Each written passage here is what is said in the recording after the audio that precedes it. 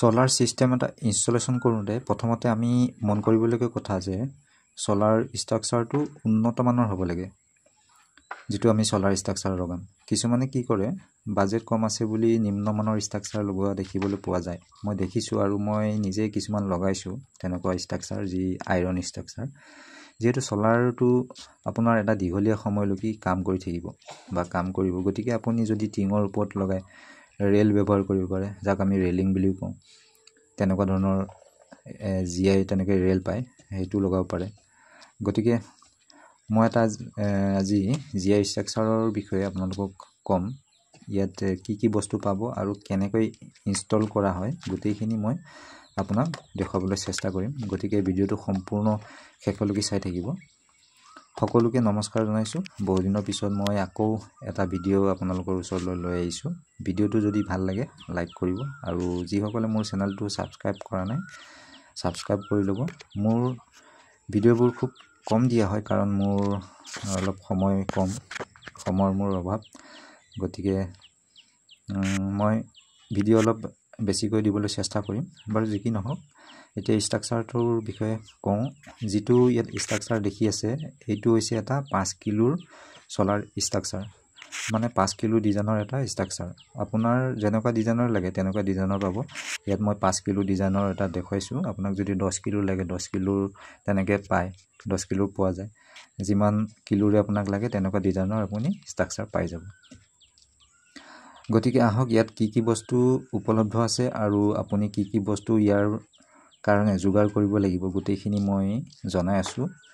ইয়াত মই already solar কেখন বহুৱাই দিছো সেইখিনি কাম মই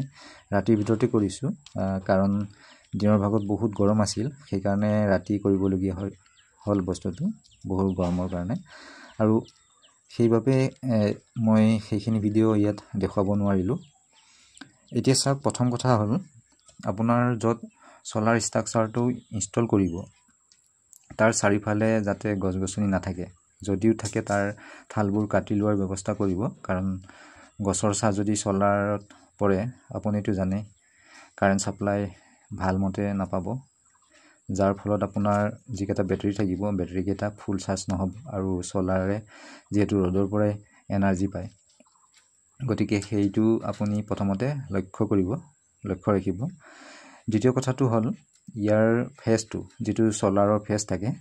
এই সোলাৰ ফেজটো সদায় সাউথ ফেজ হ'ব লাগে মানে দক্ষিণ সাইড হ'ব লাগে সোলাৰ ফেজটো দক্ষিণ সাইডে হ'ব লাগে সদায় সেইটো কথা লক্ষ্য ৰাখিব তাৰ পিছত আপুনি সোলাৰ ষ্ট্ৰাকচাৰটো ইনষ্টলেশ্যন কৰিব গোটেইখিনি বস্তু চাই পেলাই এতিয়া ষ্ট্ৰাকচাৰৰ মেইন বস্তুখিনিৰ কথা মই কৈ আছো ষ্ট্ৰাকচাৰৰ মেইন বস্তুখিনি আপোনাৰ আহিব পোষ্ট কেটা মানে তাৰ যিকেটা লেগ থাকে লেগ কেটা আপোনাৰ আহিব যিকেটা মানে গোটেই ষ্ট্ৰাকচাৰটো ৰখাই ৰাখিব তাৰ পিছত পাৰ্লিং আছে তাৰ পিছত পোষ্ট প্লেট আছে মই একদম মানে সহজ ভাষাত আপোনাক বুজাবলৈ চেষ্টা কৰি আছো ইয়াৰ যিখিনি বস্তু আছে সেইখিনি নাম আছে মই নামখিনি ইয়াত মেনশন কৰা নাই মই কাৰণ আপোনাক সহজ ভাষাত বুজাবলৈ চেষ্টা কৰি আছো বস্তুটো যেনেকৈ ধৰক ঘৰ এখন বনাওতে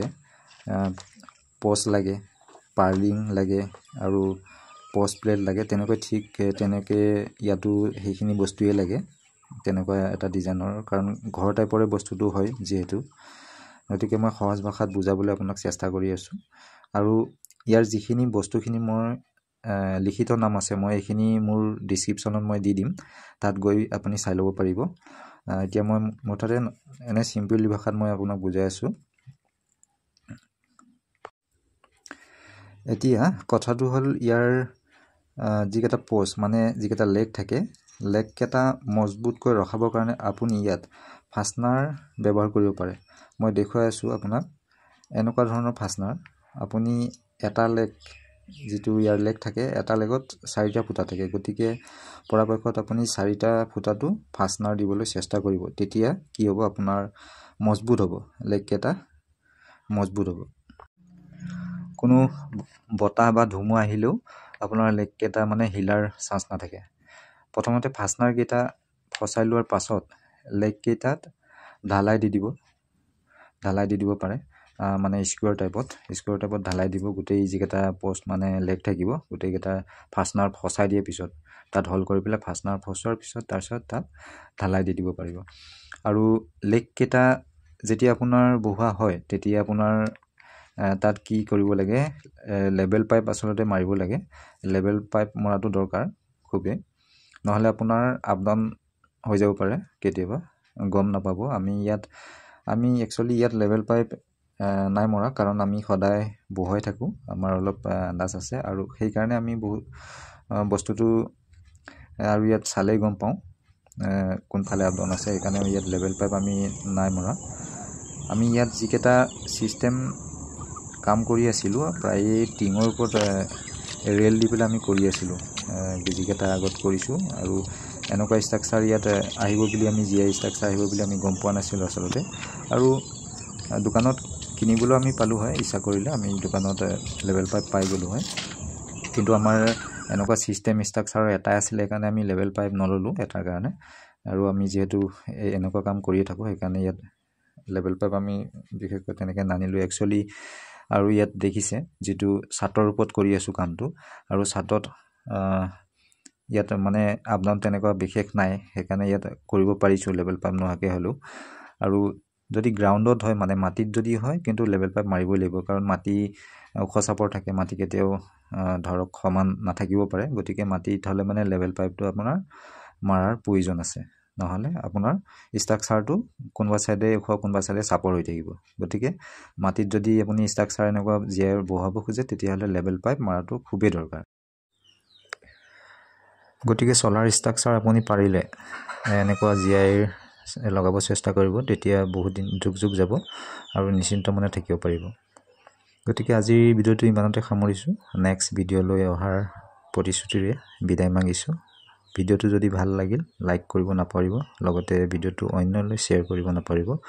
আৰু যিসকলে মোৰ চেনেলটো ছাবস্ক্ৰাইব কৰা নাই ছাবস্ক্ৰাইব কৰি ল'ব শেষত